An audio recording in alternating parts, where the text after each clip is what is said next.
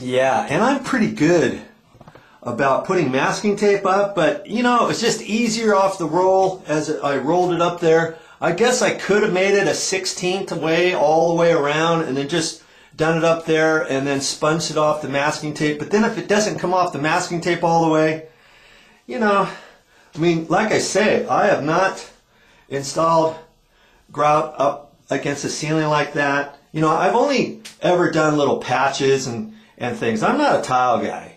But when I get done with this, I want it to look right.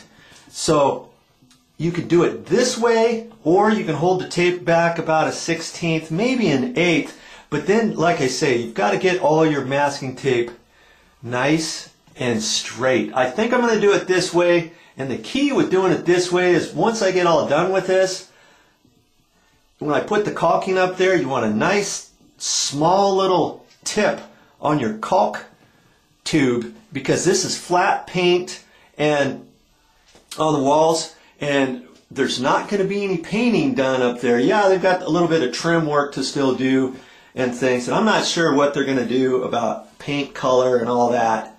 And so that is what I've decided to do. Now here's the grout I'm going to use. This, and it's important to realize, it's non-sanded grout. Non-sanded, usually they have grout that's sanded or non-sanded. Non-sanded means you've got it for grout lines up to 1/8 of an inch. If you get sanded grout, and if you have real small little grout lines, it's not going to really push into your nooks and crannies as well as a non-sanded. Okay, so that's what they decided, and that's what we have to do on this. And they've got buttercream. Now this is a dry mix, so I'm just going to mix up a little bit at a time and put it on there. You can get, sometimes if you're doing just a very small job, you can get something like this that maybe is already a wet material. But that comes in smaller little pint or half pint containers, and we've got enough here. Now granted, we're probably not going to use this whole thing. It's from about here on down. We might use half that box or a third of that box, but you know, that's just the way it's going to be. Now, what am I going to use to put that on? Just a float. This is called a little hand float. This says red rubber grout float, and this is rubber. Okay, all the way around. And this was like $4. That's all. They had it, or yeah, $3.96. They had another one that was black that was a little bit stiffer than this, and that was like $1 more. But I'm going to use this. It's a little bit flexible, and it's designed to just fit in there and push in there. And that's going to be interesting to see how well that works on the walls. And I think it'll be fine. And how am I going to mix that? Kaboom! Just with my sheetrock pan. That's all I'm going to use. And I've got a little water container here. That way I can, you know, kind of dump a little bit. Don't go to the kitchen sink or the bathroom sink. Make a big old huge mess.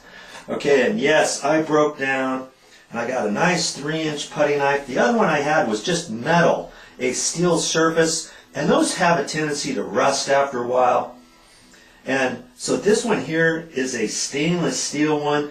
This says it's supposed to last forever, guaranteed forever. This set me back $11. And I'm sitting at the store, crack me up. I'm sitting at the store, okay, should I get it? Well, how many times am I going to use that? Should I just get a steel one again and then replace that all the time? Well, you get a steel one for $3 or $4, and after a year or so, you end up throwing it away, getting another one, throwing it away. I mean, I've thrown away 4 or 5 of them. I could have bought this, you know, 5 years ago, and it will still be cooking strong for me. But instead, I waited till now. Now see here, I need to break down and get some nice 1-inch putty knife. See how black and discolored this is? That's because this is rusting. This is a cheap throwaway one for like $2. I should have bought one for $7 or $8. A stainless steel one. And food for thought, next time I go to the hardware store, I think I'm going to get one, and I'll just use this to bang on and stuff, but I might use this today in a pinch, knowing that I should get a stainless steel one.